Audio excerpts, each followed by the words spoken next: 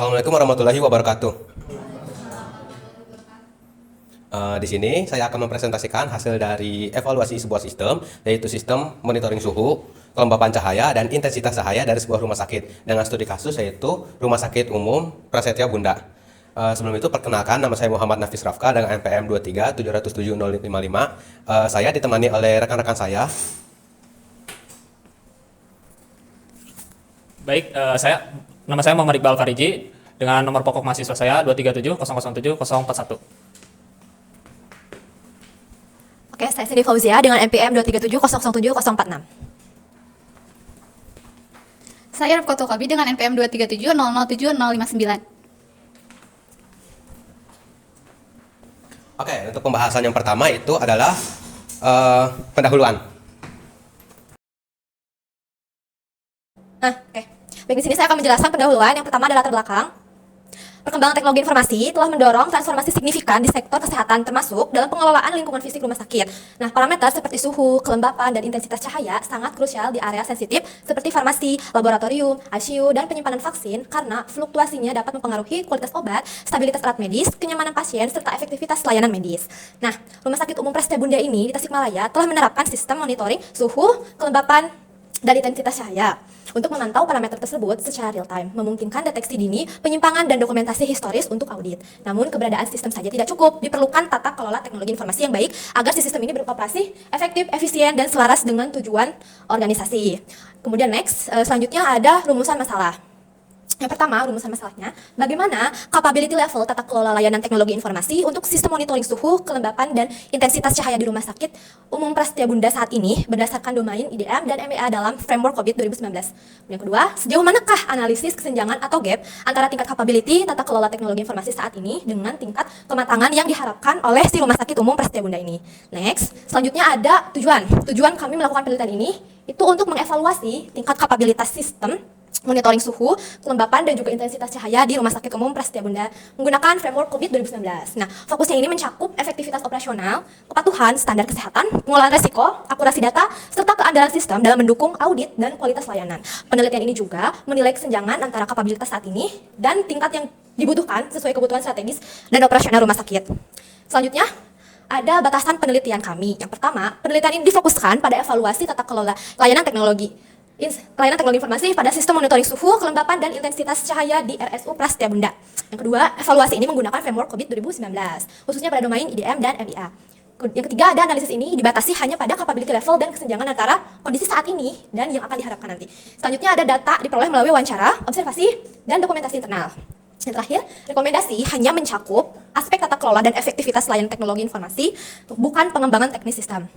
Nah, selanjutnya ada tinjauan pustaka yang akan dijelaskan oleh rekan saya. Oke, boleh next. Oke, tinjauan pustaka ini merangkum 4 penelitian terkini yang menerapkan kinerja COVID 2019 dalam konteks audit dan evaluasi tata kelola teknologi informasi, khususnya di sektor kesehatan dan pemerintahan. Next. Nah, ini adalah beberapa penelitian sebelumnya, seperti salah satunya itu ada audit tata kelola teknologi informasi di RSUD X menggunakan framework COVID. Teknik analisanya ini ada audit dengan observasi, wawancara, dan kuesioner, pemetaan tujuan bisnis, penyelesaian proses, TI, menggunakan APO 12 by 10, DSS 02, DSS 03, dan DSS 04. Lanjut mungkin ada audit layanan tata kelola informasi rumah sakit, ST, Carolus menggunakan COVID 2019, pemetaan visinya itu ke GOS Case Code COVID 2019, dilakukan observasi, wawancara, dan kuesioner skala Goodman. Perhitungan capability level tiap domainnya antara ada APO 02, APO 03, dan DSS 06, dan analisis gap antara level. Yang ketiga ada penerapan COVID 2019 dalam merancang rekomendasi perbaikan kinerja rumah sakit. Tekniknya analisanya itu ada analisis bottleneck menggunakan proses mining, kemudian dipetakan ke domain COVID 2019, dilakukan pengukuran capability level melalui kuesioner dan analisis gap antara kondisi saat ini dan target kapabilitas. Lalu yang keempat ini ada evaluasi tata kelola teknologi informasi menggunakan kerangka kerja COVID 2019 pada proses EDM 04, APO 07, dan DSS 01, studi kasus Dinas Komunitas dan Informasi Kabupaten Mojokerto. Dan beberapa kelebihannya seperti ada analisis mencakup 5 domain secara menyeluruh, visualisasi hasil analisis gap dengan spider chart, rekomendasi detail per level kapabilitas, menggunakan pendekatan audit sistematis dan terukur, menghasilkan tingkat kapabilitas tiap domain secara jelas, alat ukur berbasis COVID 2019 yang valid, menggabungkan data MPC dari proses mining dan framework COVID 2019. Lalu ada memberikan rekomendasi konkret peningkatan layanan teknologi informasi relevan untuk meningkatkan efisien proses bisnis rumah sakit, dan 3 domain penting sumber daya SDM operasi, pendekatan analisis komprehensif dengan goals cascade, design factors, dan RACI chart. Lalu ada memberikan rekomendasi perbaikan yang rinci dan terukur per proses menggunakan metode triangulasi yang meningkatkan validitas hasil. Mungkin next. Pembahasan selanjutnya adalah metodologi penelitian. Baik, yang selanjutnya metode penelitian. Di sini kita menggunakan framework COVID 2019. Apa sih COVID 2019 itu? COVID 2019 adalah kerangka kerja global untuk tata kelola dan manajemen TI yang membantu organisasi mencapai tujuan bisnis melalui pengelolaan TI yang efektif, efisien, dan selaras dengan kebutuhan stakeholder. Next. Yang selanjutnya, kita menggunakan domain MEA 01 dan EDM 03.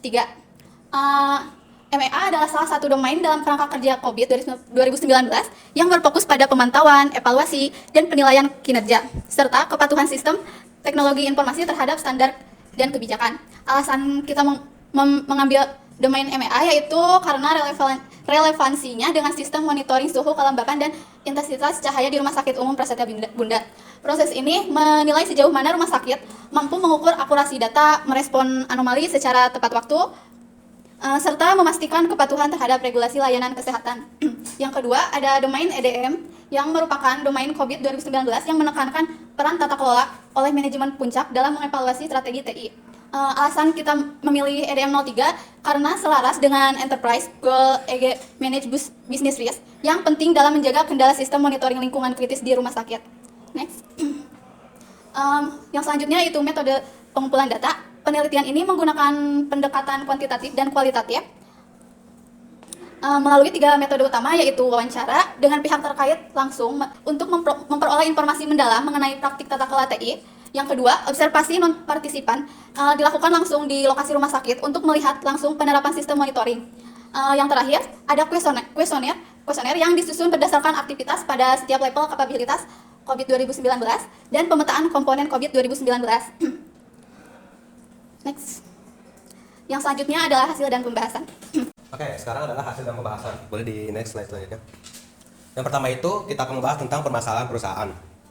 Berdasarkan kuesioner yang telah kita sebar kepada pihak kepentingan di rumah sakit, berdasarkan domain MEA 01 dan IDM 03, tata kelola teknologi informasi khususnya dalam sistem monitoring suhu, kelembapan cahaya, dan intensitas cahaya itu telah berjalan cukup baik, terutama dalam pemantauan, pelaporan, dan pengelolaan risiko. Namun ada beberapa masalah utama yang perlu diperhatikan. Yang pertama itu integrasi antara analisis kinerja dan perbaikan berkelanjutan belum terlalu optimal. Yang kedua, evaluasi risiko masih bersifat dasar dan belum kuantitatif. Lalu yang ketiga, keterlibatan manajemen dalam meninjau pencapaian tujuan pengelolaan risiko masih terbatas. Dan yang terakhir, keempat, inovasi pada level kapabilitas tinggi belum diterapkan secara maksimal. Boleh selanjutnya? Lalu identifikasi proses teknologi informasi. Seperti yang telah dibahas oleh rekan saya sebelumnya, kita di sini memilih MEA 01 dan EDM 03. MEA 01 dipilih karena berfokus pada pemantauan kinerja dan kepatuhan sistem, penting untuk memastikan akurasi monitoring dan kesehatan pasien. Lalu IDM 03 dipilih karena berperan dalam mengelola dan mengoptimalisasi risiko TI, termasuk gangguan sistem atau kerentanan data. Kombinasi keduanya memberikan evaluasi yang menyeluruh dari aspek operasional hingga tata kelola yang strategis. Lanjut.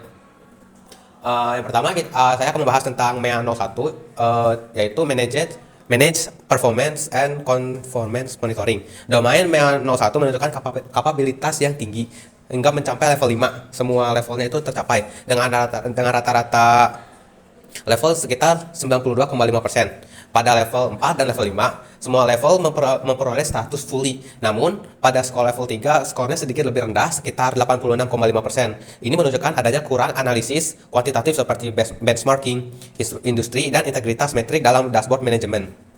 Celah ini perlu diperbaiki karena penting untuk peningkatan berbasis data pada level berikutnya.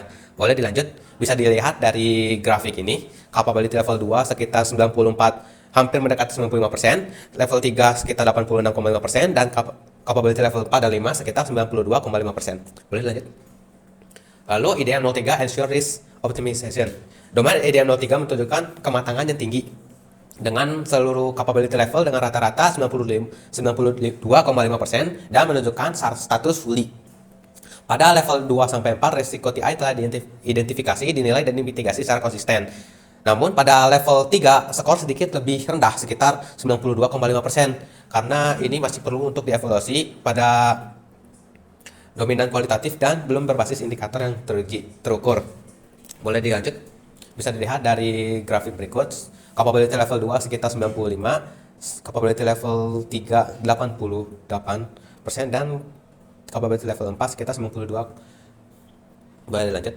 Untuk tahapan rekomendasi pada tingkat capability MEA 01, domain MEA 01 telah mencapai level 5, yaitu optimizing dengan rata-rata 92,5%. Ini menunjukkan pemantauan kinerja TI yang konsisten dan berorientasi. Peningkatan berkelanjutan, namun pada level 3 sekitar 86,5% masih tergolong rendah karena kurangnya analisis kuantitatif dan benchmarking. Rekomendasi ini perlu diperhatikan mencakup integrasi data kinerja ke dashboard manajemen, benchmarking rutin, penerapan continuous improvement berbasis data, serta pelatihan staf TI dan manajemen terkait.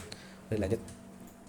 Lalu pada tahap rekomendasi untuk tingkat capability IDM 03, pada IDM 03, tingkat capability level telah mencapai level 4, predictable process, dengan rata-rata nilai 92,5% dengan penilaian fully di keseluruhan levelnya.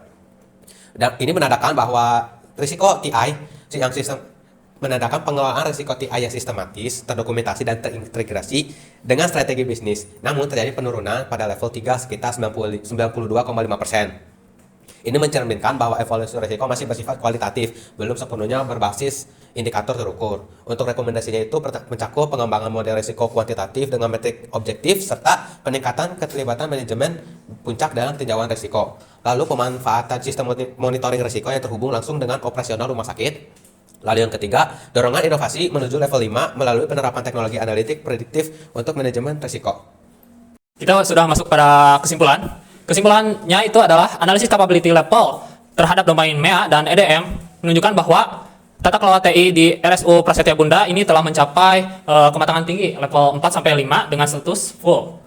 Menandakan proses pemantauan kinerja dan pengelolaan risiko berjalan konsisten, terdokumentasi dan selaras dengan tujuan rumah sakit. MEA bahkan mencapai level 5, mencerminkan pemantauan kinerja yang inovatif dan berkelanjutan. Sedangkan EDM efektif dalam mengidentifikasi serta memitigasi resiko. Namun, kelemahan muncul pada level 3 di kedua domain, terutama pada kurangnya analisis kuantitatif, benchmarking industri, dan keterlibatan manajemen dalam evaluasi resiko dan kinerja. Penguatan aspek analitis, dan peran strategis manajemen diperlukan agar tata kelola TI benar-benar berbasis data dan mampu mendukung keputusan jangka panjang. Next. Oke. Saran dari kami itu beberapa langkah strategis diperlukan untuk meningkatkan tata kelola TI di RSU Prasetya Bunda. Pertama, memperkuat integrasi data kinerja ke dalam dashboard manajemen agar analisis dan keputusan lebih real time. Kedua, mengembangkan metode penilaian risiko kuantitatif dengan indikator terukur. Ketiga, melakukan benchmarking rutin terhadap standar industri. Keempat, meningkatkan pelatihan serta keterlibatan manajemen puncak dalam evaluasi kinerja dan risiko. Terakhir, mendorong inovasi berkelanjutan melalui teknologi analitik dan prediktif untuk antisipasi gangguan sistem. Langkah-langkah ini diharapkan membuat tata kelola TI lebih adaptif, terukur, dan mendukung peningkatan kualitas layanan kesehatan. Itu adalah pembahasan dari kelompok kami mengenai evaluasi sistem monitoring suhu, kelembapan cahaya, dan intensitas cahaya pada Rumah Sakit Prasetya Bunda. Sekarang kita akan masuk ke sesi diskusi tanya jawab. Untuk kalian yang ingin bertanya boleh angkat tangan kalian. Oke, boleh dari Raffi dulu. Dari saya sih cuma rekomendasi pertama untuk rumah sakit yang kalian pilih. Oke, untuk pertanyaannya kami tampung dulu. Kita lanjut ke selanjutnya, Sabi. Baik, saya akan bertanya, kenapa hanya domain MEA 01 dan EDM 03 saja yang dipilih? Oke, kita tampung dulu. Lanjut ke Sawagi. Oke, tadi sudah dikatakan juga ya bahwa domain itu levelnya sangat tinggi. Nah, yang mau saya tanyakan itu apa sih yang bikin capability-nya levelnya itu sangat tinggi? Oke. Mungkin cukup untuk 3 pertanyaan. Pertama, saya akan menjawab dulu pertanyaan dari Sabi karena ini relate dengan pembahasan yang saya bahas. Boleh kembali ke slide sebelumnya? Tadi Sabi nanyakan kenapa hanya MEA 01 dan EDM 03 yang dipilih. Karena MEA 01 itu dipilih karena fokus untuk pada pemantauan kinerja dan kepatuhan sistem. Sedangkan MEA 03 dipilih karena berperan sebagai pengelola risiko pada sebuah sistem. Jadi kombinasi keduanya ini bisa memberikan evaluasi menyeluruh dari aspek operasional hingga tata kelola strategis sebagai dasar pengukuran capability level dan rekomendasi perbaikan pada tata kelola TI. Untuk pertanyaan Raffi dan pertanyaan Saugi akan dijawab oleh rekan saya. Baik, di sini saya akan menjawab pertanyaan Saugi terlebih dahulu. Untuk pertanyaannya, apa yang bikin capability level bisa tinggi? Jawabannya, capability level bisa tinggi karena rumah sakit sudah menjalankan prosesnya dengan rapi dan teratur. Semua langkah pemantauan, pelaporan, dan pengelolaan sistem dilakukan dengan konsisten. Plus, dokumentasinya juga lengkap. Jadi, dari sisi standar COVID 2019, mereka sudah memenuhi hampir semua kriteria proses yang matang. Mungkin segitu jawaban dari saya.